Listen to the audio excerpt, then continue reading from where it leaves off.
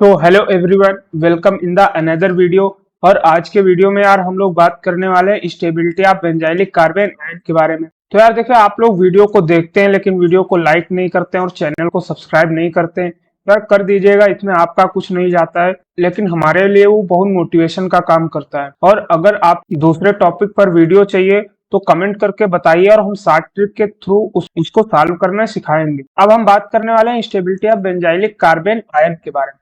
तो इसकी जो स्टेबिलिटी होती है वो डायरेक्टली प्रोपोर्शनल होती है माइनस एम इफेक्ट के, और डायरेक्टली प्रोपोर्शनल होता है माइनस आई इफेक्ट के, और इनवर्सली प्रोपोर्शनल होता है प्लस एम इफेक्ट के, और इनवर्सली प्रोपोर्शनल होता है प्लस आई इफेक्ट के। तो देखिए, बस हम इस कंडीशन को याद रखने वाले हैं और इसी कंडीशन के थ्रू हम अभी सारे एग्जांपल्स आपको सॉल्व करना सिखाएंगे। तो देखिए, हम आपको कुछ केस बताने वाले हैं और उन केस के थ्रू हम आपको कंसेप्ट स्ट्रॉन्ग कराएंगे, कैसे प्लस एम या माइनस आई या प्लस एम प्लस आई ग्रुप इसकी स्टेबिलिटी को अफेक्ट करते हैं। तो हम कुछ केस देखेंगे और उसके बाद आप 2 सेकंड में ही बता देंगे कि किसकी स्टेबिलिटी ज्यादा होगी या किसकी स्टेबिलिटी कम होगी। तो अगर हम बात करें तो यहाँ पर देखिए, ये कार्बन आयन है, यहाँ भी कार्बन आयन है, यानी चारों कंपाउंड क्या है, कार्बन आयन है। अब हमें ये देखना है कि जो बेंजीन रिंग से एटम जुड़े हुए वो क्या शो करते हैं, वो प्लस एम शो करते हैं या प्लस आई शो करते हैं या माइनस एम शो करते हैं या माइनस आई शो करते हैं, हम ये डिफाइन करने वाले हैं। तो देखिए, यहाँ पर क्या है, CH3 ग्रुप है, यहाँ पर भी CH3, यहाँ पर भी CH3। अब हमें पता होना चाहिए कि जो CH3 होता है वो क्या होता है, प्लस एम ग्रुप शो करेगा और प्लस आई शो करता है। अब हमने कैसे 2 सेकंड में बता दिया कि CH3 प्लस एम और प्लस आई शो कर रहा है। इसका वीडियो का लिंक आपको डिस्क्रिप्शन में मिल जाएगा। और प्लस एम इफेक्ट क्या करता है, वो इलेक्ट्रॉन को डोनेट करेगा और इलेक्ट्रॉन को डोनेट करना चाहेगा। और ये क्या है, ये कार्बन आयन है।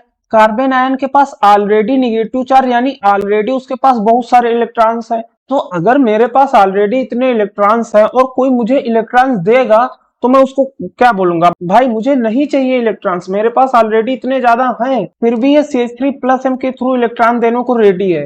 तो जितना मुझे मजबूर करेगा इलेक्ट्रॉन देने के लिए, मैं उतना ही परेशान होऊंगा। अगर परेशान होऊंगा तो इसका मतलब क्या होगा, इस कंपाउंड की स्टेबिलिटी डिक्रीज होगी। तो यानी इसकी स्टेबिलिटी अगर प्लस एम इफेक्ट के थ्रू देखें तो इसकी स्टेबिलिटी क्या होगी, डिक्रीज। अब इस कंपाउंड में देखिए, आपको पता होना चाहिए कि जो प्लस एम इफेक्ट होते हैं वो डिस्टेंस पर डिपेंड नहीं करते, यानी डिस्टेंस कहीं भी वो सेम क्वांटिटी में इलेक्ट्रॉन्स को डोनेट करेंगे। लेकिन ये भी पता होना चाहिए इसके करस्पॉन्डिंग ये क्या है, मेटा पोजीशन है, और मेटा पोजीशन पर प्लस एम इफेक्ट एक्टिव नहीं होता। तो यानी इस कंपाउंड में प्लस एम लगेगा ही नहीं। तो अगर प्लस एम लगेगा ही नहीं तो ये इलेक्ट्रॉन डोनेट ही नहीं करेगा। अगर डोनेट नहीं करेगा तो वो तो बोलेगा भाई ठीक है, मेरे पास तो ऑलरेडी इलेक्ट्रॉन है, मैं अपना कंफर्ट जोन में पड़ा हुआ हूँ, तो इसकी स्टेबिलिटी क्या होगी, कांस्टेंट होगी, क्योंकि इस पे कोई ग्रुप लग ही नहीं रहा है। अगर इस कंपाउंड में देखें, प्लस एम इफेक्ट आर्थो और पैरा पोजीशन पर एक्ट करता है और डिस्टेंस पर डिपेंड नहीं करता है। तो ये भी क्या करेगा, इलेक्ट्रॉन को डोनेट करेगा। फिर ये बोलेगा भाई मेरे पास ऑलरेडी इतने इलेक्ट्रॉन्स प्रेजेंट है, क्यों दे रहा है, मैं अनकंफर्टेबल नहीं होना चाहता। तो ये फिर भी देगा, तो ये प्लस एम के थ्रू इसकी भी स्टेबिलिटी क्या होगी, डिक्रीज होगी। अब हमें पता है कि ये प्लस एम और प्लस आई भी शो कर रहा है, तो प्लस आई के थ्रू देखते हैं, इसमें कोई ग्रुप नहीं लगा, ये तो कांस्टेंट स्टेबिलिटी होगी। अगर हम इसमें प्लस आई के थ्रू देखें, प्लस आई भी क्या करता है, इलेक्ट्रॉन को डोनेट करेगा। और जो प्लस एम या इंडक्टिव इफेक्ट होते हैं वो क्या होते हैं, वो डिस्टेंस पर डिपेंड करते हैं। तो ये वाला भी दे रहा होगा इलेक्ट्रॉन, वो बोलेगा भाई नहीं चाहिए इलेक्ट्रॉन, तो प्लस आई के थ्रू भी ये क्या करेगा, स्टेबिलिटी को डिक्रीज करेगा। अगर इस कंपाउंड में देखें प्लस आई, तो इसमें प्लस आई क्या करेगा, प्लस आई भी इलेक्ट्रॉन देगा, लेकिन बोलेगा भाई मुझे नहीं चाहिए इलेक्ट्रॉन्स, तो ये भी क्या करेगा, तो ये भी स्टेबिलिटी को डिक्रीज करेगा। लेकिन हमने क्या बताया कि जो प्लस आई होता है वो डिस्टेंस पर डिपेंड करता है। अगर डिस्टेंस पर डिपेंड करेगा तो इसमें ज्यादा प्लस आई लग रहा होगा as compared to this one. Same है यहाँ पर भी प्लस आई क्या करेगा, स्टेबिलिटी को डिक्रीज करेगा। अब स्टेबिलिटी आर्डर के बारे में बात, हमने शुरुआत में क्या बात किया कि प्लस एम और प्लस आई के इनवर्स प्रोपोर्शनल होता है। तो इसमें देखिए ना, प्लस एम लग रहा है ना प्लस आई लग रहा है, तो इसकी स्टेबिलिटी डिक्रीज ही नहीं होगी। जबकि इन सब में प्लस एम प्लस आई कोई ना कोई एक लग ही रहा है, तो इसकी स्टेबिलिटी डिक्रीज हो जाएगी, जबकि इसकी ऑलरेडी कांस्टेंट है। तो सबसे ज्यादा स्टेबिलिटी फर्स्ट की होगी। उसके बाद यहाँ देखिए, सेकेंड कंपाउंड पर और फोर्थ कंपाउंड पर प्लस एम लग रहा है, और प्लस एम इफेक्ट प्लस आई से ज्यादा स्ट्रांग इफेक्ट होता है, तो इन दोनों की स्टेबिलिटी ज्यादा घटेगी। और इसमें प्लस एम लग ही नहीं रहा है, सिर्फ प्लस आई लग रहा है, तो इसकी स्टेबिलिटी उतनी नहीं घट पाएगी। तो ये क्या है, ये मेटा कंपाउंड है। तो उसके बाद क्या होगी, मेटा की स्टेबिलिटी ज्यादा होगी। उसके बाद सेकेंड और फोर्थ में देखें, इसमें क्या है, प्लस एम तो दोनों में सेम लग रहा है। अब बात करते हैं प्लस आई की, क्योंकि प्लस आई क्या होता है, डिस्टेंस पे वेरी करेगा। तो जो जितना पास होगा वो उतना ज्यादा इलेक्ट्रॉन डोनेट करेगा और उसकी स्टेबिलिटी उतनी कम होगी। यहाँ पर दूर है फोर्थ वाले एटम में, तो ये उतना प्लस आई नहीं दे पाएगा। तो फिर उसके बाद क्या होगी, पैरा की होगी, देन स्टेबिलिटी आर्थो पोजीशन की। अगर आपको वीडियो अच्छा लग रहा है तो यार प्लीज लाइक कीजिए और चैनल को सब्सक्राइब जरूर कीजिएगा। अब उसके बाद हम बात करते हैं केस 2 के बारे में। केस 2 में क्या है, अगर प्लस एम और माइनस आई ग्रुप लगा हुआ है, यानी कार्बन आयन ये है और कार्बन आयन के साथ में प्लस एम और माइनस आई ग्रुप लगा है, तो हम कैसे देखेंगे उसकी स्टेबिलिटी के बारे में। ये एक नॉर्मल कंपाउंड है, ये आर्थो कंपाउंड है, ये मेटा कंपाउंड है और ये पैरा है। प्लस एम तो लग रहा है, पहली बात। सेम है इस केस में, यहाँ भी प्लस एम लगेगा, तो यानी प्लस एम स्टेबिलिटी को क्या करेगा, कार्बन आयन की डिक्रीज करेगा। यहाँ यहाँ तो प्लस एम लग ही नहीं रहा है भाई, यहाँ प्लस एम लग ही नहीं रहा है, तो स्टेबिलिटी के तो डिक्रीज नहीं करने वाला। यहाँ भी प्लस एम लगेगा, अगर प्लस एम लगेगा तो यहाँ पर प्लस एम के थ्रू स्टेबिलिटी क्या होगी, डिक्रीज होगी। अब दूसरा ग्रुप लगा है माइनस आई। माइनस आई हमने क्या बताया, माइनस आई के डायरेक्टली प्रोपोर्शनल होती है स्टेबिलिटी। तो अब अगर इसमें माइनस आई ग्रुप के बारे में बात करें, माइनस आई ग्रुप क्या होता है, इलेक्ट्रॉन को खींचता है अपनी तरफ। ये कार्बन आयन बोल रहा है भाई मेरे पास इलेक्ट्रॉन बहुत ज्यादा है, कोई ले लो यार। तो ये इलेक्ट्रॉन को डोनेट करेगा किसके पास, माइनस आई ग्रुप के पास। तो ये चाह रहा था कि हम डोनेट करें और उसको डोनेट करने को मिल गया, तो कंपाउंड कहाँ, कंफर्टेबल की तरफ जाएगा। तो माइनस आई के थ्रू क्या होगा, स्टेबिलिटी इंक्रीज करेगी। इसमें माइनस आई तो लगेगा, लेकिन हमने क्या बोला कि माइनस आई इफेक्ट डिस्टेंस पे वेरी करता है, तो इसमें भी माइनस आई इफेक्ट क्या करेगा, स्टेबिलिटी को बढ़ाएगा। अगर स्टेबिलिटी बढ़ाएगा, सेम है यहाँ पर भी क्या है, ये इलेक्ट्रॉन माइनस आई इफेक्ट के थ्रू देखा तो माइनस आई में भी स्टेबिलिटी को बढ़ाएगा। इसमें देखें ना प्लस एम लग रहा है और ना ही माइनस आई लग रहा है, कि प्लस एम के इनवर्स प्रोपोर्शनल होता है। तो फर्स्ट एंड थर्ड में तो प्लस एम लग ही नहीं रहा है, तो अब हम किसके थ्रू, माइनस आई के थ्रू देखेंगे। इसमें क्या है, माइनस आई ग्रुप क्या कर रहा है, स्टेबिलिटी को इंक्रीज कर रहा है, जबकि इसमें कोई इंक्रीजेशन नहीं हो रहा है, ये नॉर्मल है। थर्ड वाले में कुछ तो चेंज हो रहा है, तो मेटा की ज्यादा होगी और इन दोनों, और सेकेंड और फोर्थ में डिक्रीज कर रहा है, जबकि फर्स्ट की कांस्टेंट है, तो फर्स्ट होगा। फर्स्ट एंड फोर्थ में यहाँ माइनस आई दोनों में लग रहा है और प्लस एम दोनों, तो जो माइनस आई ज्यादा लगाएगा वो ज्यादा स्टेबल होगा। तो उसके बाद क्या होगा, आर्थो देन पैरा। आयन है ये CN माइनस आई ग्रुप पर है, तो यहाँ पर आर्थो पोजीशन पर है, यहाँ मेटा पोजीशन पर है, और यहाँ पर क्या है, पैरा पोजीशन पर CN यानी माइनस एम और माइनस आई ग्रुप प्रेजेंट है। तो स्टेबिलिटी को हम कैसे देखेंगे, ये तो न्यूट्रल है, तो उसके बारे में बात। तो अगर हम इसमें माइनस एम के थ्रू जाएं, तो माइनस एम हमने क्या बताया था कि स्टेबिलिटी के डायरेक्टली प्रोपोर्शनल होता है। यहाँ पर क्या माइनस एम लगा हुआ है, तो ये स्टेबिलिटी को क्या करेगा, इंक्रीज करेगा। इसमें मेटा पोजीशन हमने बताया कि मेटा पोजीशन पर प्लस एम या माइनस एम यानी मेजोमेरिक इफेक्ट एक्टिव नहीं होता है, यानी वर्क नहीं करता। उस पर लगाओ या ना लगाओ उसके कंपाउंड में कोई फर्क नहीं पड़ता है, तो यानी यहाँ पर माइनस एम का इसका कोई मतलब नहीं होगा। यहाँ पर भी क्या है, पैरा पोजीशन, यहाँ पर भी ये क्या लगा है, माइनस एम ग्रुप, तो यानी माइनस एम के थ्रू क्या होगा, इसकी स्टेबिलिटी इंक्रीज होगी। ठीक है, अब हमने क्या बताया था, माइनस एम डिस्टेंस पर वेरी नहीं करता है, डिस्टेंस पर वो डिपेंड नहीं करता है, तो यानी सेकेंड और फोर्थ की स्टेबिलिटी को हम डिफाइन ही नहीं कर पाएंगे। अब किसके थ्रू देखेंगे, माइनस आई ग्रुप के थ्रू हम देखेंगे। तो अगर माइनस आई ग्रुप भी क्या करता है, स्टेबिलिटी को इंक्रीज करता है कार्बन आयन की, तो यहाँ पर जो ये माइनस आई ग्रुप लगा है ये आर्थो पर, और माइनस आई यानी इंडक्टिव इफेक्ट डिस्टेंस पर डिपेंड करते हैं, तो ये भी इंक्रीज करेगा स्टेबिलिटी को। जबकि यहाँ पर मेटा पर इंडक्टिव इफेक्ट लगता है लेकिन माइनस एम ग्रुप नहीं लगता है, आई है तो ये क्या स्टेबिलिटी को इंक्रीज करेगा, और यहाँ पर भी माइनस आई स्टेबिलिटी को इंक्रीज करेगा। अब अगर हम ऑर्डर की बात करें, फर्स्ट वाला तो नॉर्मल है, सेकेंड थर्ड एंड फोर्थ में स्टेबिलिटी इंक्रीज हो रही है, यानी ये नॉर्मल वाले से कुछ तो ज्यादा है, तो यानी सबसे लास्ट में कौन सा होगा, फर्स्ट वाला। उसके बाद अब सेकेंड और फोर्थ में माइनस एम ग्रुप लग रहा है, यानी माइनस एम माइनस आई से ज्यादा स्ट्रॉन्ग होता है, तो सेकंड और फोर्थ में स्टेबिलिटी देखेंगे। अब माइनस आई है, ये तो डिस्टेंस पे डिपेंड नहीं करेगा, तो यानी माइनस एम के हिसाब से तो दोनों की स्टेबिलिटी सेम होनी चाहिए।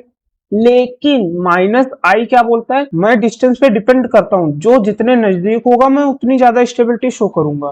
तो यहाँ पर माइनस एम आर्थो पर है, यहाँ पैरा पर है, तो यहाँ पर ज्यादा नजदीक है as compared to this one. तो सबसे ज्यादा स्टेबिलिटी किसकी होने वाली है, सेकंड की। पर यहाँ पर माइनस एम लग ही नहीं रहा है, जिसमें माइनस एम लग रहा है उससे तो इसकी स्टेबिलिटी कम होने वाली है, यानी कि then fourth and then third. तो हम कंसेप्ट सारे देख चुके हैं, अब बस धड़ाधड़ हम एग्जांपल सॉल्व करने वाले हैं। तो इस एग्जांपल में देखिए ये क्या है, कार्बन आयंस है, CH2 माइनस है, CH2 माइनस, CH2 माइनस और CH2 माइनस, यानी कि ये कार्बन आयन है। और हमें कार्बन आयन की स्टेबिलिटी को डिफाइन करना है कि कार्बन आयन की जो स्टेबिलिटी होती है वो directly proportional to minus M और inversely proportional to plus M effect क्या होती है। तो सबसे पहले हम इसमें ये डिफाइन करेंगे कि कौन माइनस एम शो कर रहा है और कौन प्लस एम शो कर रहा है। तो अगर हम यहाँ NO2 ग्रुप के बारे में बात करें तो NO2 ग्रुप क्या होता है, माइनस एम इफेक्ट शो करता है। अब हमने कैसे देखते ही बता दिया NO2 माइनस एम शो करता है, इसकी ट्रिक का वीडियो का लिंक आपको डिस्क्रिप्शन में मिल जाएगा। सेम है यहाँ पर CN है, CN भी क्या करता है, माइनस एम इफेक्ट शो करता है। और CH3 क्या है, CH3 एक प्लस एम इफेक्ट शो करता है। और ये क्या है, नॉर्मल कंपाउंड है, इसमें ना प्लस एम लग रहा है ना माइनस एम। तो अब हमें दो चीजें पता चल गई कि जो first atom and second atom इसमें माइनस एम लग रहा है, यानी कि इनकी स्टेबिलिटी डायरेक्टली प्रोपोर्शनल होती है, इनकी स्टेबिलिटी थर्ड और फोर्थ से ज्यादा होने वाली है। अब फर्स्ट और सेकंड में कौन ज्यादा स्टेबल होगा, जो ज्यादा माइनस एम शो करेगा उसकी स्टेबिलिटी ज्यादा होगी। NO2 होता है वो माइनस एम ज्यादा शो करता है एज कंपेयर टू CN। तो जो माइनस एम ज्यादा शो करेगा उसकी स्टेबिलिटी ज्यादा होगी, तो फर्स्ट वाला सबसे ज्यादा, देन सेकेंड वाला। अब उसके बाद बात करते हैं थर्ड और फोर्थ में। देखिए हमने क्या बताया, प्लस एम के इनवर्स प्रोपोर्शनल होता है, इसमें तो ना प्लस एम लगा हुआ है ना माइनस एम लगा हुआ है, ये तो इनवर्स प्रोपोर्शनल है, यानी स्टेबिलिटी को बहुत ज्यादा डिक्रीज कर देगा। जबकि ये नॉर्मल है तो स्टेबिलिटी नॉर्मल की ज्यादा होगी as compared to plus M यानी थर्ड। ये हमारा क्या हो जाएगा, stability order of carbanion. Same है इस एग्जांपल में, देखिए इसमें क्या हमें stability of carbanion find out करना है। ये सब क्या है, CH2 माइनस है यानी कार्बन आयन है। अगर कार्बन आयन है तो कार्बन आयन की स्टेबिलिटी क्या होती है, माइनस एम के डायरेक्टली प्रोपोर्शनल और प्लस एम के इनवर्सली प्रोपोर्शनल। तो हम सबसे पहले हमारा टारगेट होगा कि प्लस एम और माइनस एम को फाइंड आउट करना है। तो ये कौन सा आइटम है, ये प्लस एम शो करेगा। और ये CHO क्या होता है, CHO minus M effect show करता है। ये जो हाईलाइट एटम है ये प्लस एम नहीं शो करते हैं, बिल्कुल बहुत बहुत कम प्लस एम शो करते हैं, तो इन्हें हम जनरली माइनस आई की कैटेगरी में डालते हैं, यानी ये माइनस आई इफेक्ट शो करेंगे। और CH3 क्या करेगा, प्लस एम इफेक्ट शो करता है। अगर ऑर्डर में देखें तो हमने क्या बोला, जो माइनस एम होगा वो सबसे ज्यादा स्टेबल होगा। तो माइनस एम इसमें क्या है, सिर्फ सेकेंड वाला है, बाकी सब प्लस एम है, तो सबसे ज्यादा स्टेबल क्या होगा, सेकेंड वाला। उसके बाद देखिए फर्स्ट एंड फोर्थ में प्लस एम लग रहा है, वो प्लस एम इनवर्स प्रोपोर्शनल होता है, जबकि थर्ड में प्लस एम लग ही नहीं रहा है। तो कौन ज्यादा स्टेबल होगा, ऑब्वियसली थर्ड ज्यादा स्टेबल होगा, क्योंकि प्लस एम इनवर्सली प्रोपोर्शनल है और जबकि थर्ड वाले में प्लस एम लग ही नहीं रहा है, तो ये थर्ड वाला स्टेबल हो जाएगा। अब first atom and fourth atom के बारे में बात करें, ये दोनों प्लस एम है। अगर दोनों प्लस एम शो कर रहे हैं तो या तो हम उसका प्लस एम का ऑर्डर देखेंगे। तो अब हम इंडक्टिव इफेक्ट में जाएंगे। ये OMe क्या करता है, माइनस आई इफेक्ट भी शो करता है, जबकि CH3 plus I effect show करता है। तो ये माइनस आई और माइनस आई भी कार्बन आयन की स्टेबिलिटी को इंक्रीज करता है, जबकि इसमें प्लस आई है। तो फर्स्ट वाला सबसे स्टेबल, देन उसके बाद फोर्थ वाला। ये हमारा क्या होगा, स्टेबिलिटी का ऑर्डर। समझ। अब इस एग्जांपल में देखिए क्या है कि ये सारे क्या है, कार्बन आयन दिए हुए हैं और हमें stability of carbanion find out करनी है। यहाँ क्या है, CH3 यानी प्लस एम इफेक्ट। ये सारे क्या है, सारे के सारे प्लस एम इफेक्ट है, सबके सब प्लस एम इफेक्ट है। अगर सारे के सारे प्लस एम इफेक्ट शो कर रहे हैं तब हम स्टेबिलिटी को कैसे डिफाइन करेंगे, ज्यादा प्लस एम इफेक्ट शो कर रहा होगा वो उतना कम स्टेबल होगा, यानी कि जो स्टेबिलिटी होती है वो क्या होती है, inversely proportional to plus M effect, यानी जो जितना ज्यादा प्लस एम शो करेगा वो उतना कम स्टेबिलिटी शो करेगा। अगर हम इसमें प्लस एम की स्टेबिलिटी के ऑर्डर की बात करें तो CH3 में सबसे ज्यादा प्लस एम शो करता है, देन C2H5 में, देन यहाँ पर और ये यहाँ पर। तो जो ज्यादा प्लस एम शो करेगा वो उतना लेस स्टेबल होगा, यानी फोर्थ वाले की स्टेबिलिटी सबसे ज्यादा होगी, देन थर्ड की, देन सेकंड, देन फर्स्ट, क्योंकि फर्स्ट वाला सबसे ज्यादा प्लस एम शो करता है। सेम है इस एग्जांपल में, देखिए हमें स्टेबिलिटी फाइंड आउट करनी है। ये सब क्या लगे हुए हैं, ये कार्बन आयन है, और कार्बन आयन की स्टेबिलिटी हमने बताया माइनस एम के डायरेक्टली प्रोपोर्शनल होती है और inversely proportional to plus M. तो हम सबसे पहले देखेंगे कौन प्लस एम शो कर रहा है और कौन माइनस एम। सीएचओ कौन सा ग्रुप शो करेगा, minus M effect. CN minus M effect. सीएच3 प्लस एम इफेक्ट शो करता है, और COCH3 क्या करेगा, माइनस एम इफेक्ट शो करेगा। तो अब हमें एक चीज तो पता चल गई कि माइनस एम स्टेबिलिटी के डायरेक्टली प्रोपोर्शनल होते हैं, यानी first, second and fourth stable होंगे, और जबकि ये प्लस एम है यानी इनवर्स, तो सबसे लेस स्टेबल कौन सा होने वाला है, थर्ड। अब हमें फर्स्ट, सेकंड और फोर्थ में स्टेबिलिटी देखनी है। तो अब हम इसमें देखेंगे कि कौन ज्यादा माइनस एम शो करता है। जो जितना ज्यादा माइनस एम शो करेगा उसकी स्टेबिलिटी उतनी ज्यादा होगी। तो जो सीएन होता है, CN more minus M effect show करता है as compared to CHO and C double bond O CH3, तो सेकंड ज्यादा स्टेबल होगा।